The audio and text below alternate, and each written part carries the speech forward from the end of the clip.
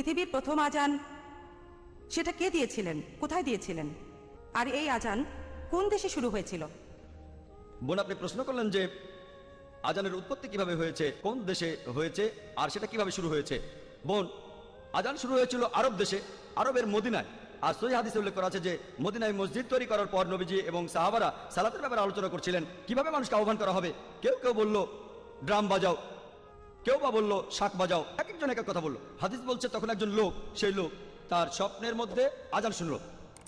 সে শুনল আজানের আওয়াজ, যেটা আমি আগে বলেছিলাম মানুষের কণ্ঠে। খবরটা তখন নবীজির কাছে পৌঁছে গেল, আর নবীজি বললেন সে যে কথাগুলো শুনেছে সেগুলো শুনতে খুবই ভালো লাগছে, আর সালাতের জন্য মানুষকে আহ্বান করতে এর চাইতে ভালো উপায় নেই, যেখানে সবাইকে ডাকা হচ্ছে মানুষের কণ্ঠ দিয়ে। এজন্য তখন নবীজি আদেশ দিলেন, যখন মানুষকে সালাতের জন্য ডাকবে তখন মানুষের কণ্ঠ ব্যবহার করবে, অন্যান্য যন্ত্রপাতি ড্রাম ট্রাম্পেট শাক ইত্যাদি ব্যবহার করো না। আর শুরু হয়েছিল মদিনায়। আশা করি উত্তরটা পেয়েছেন।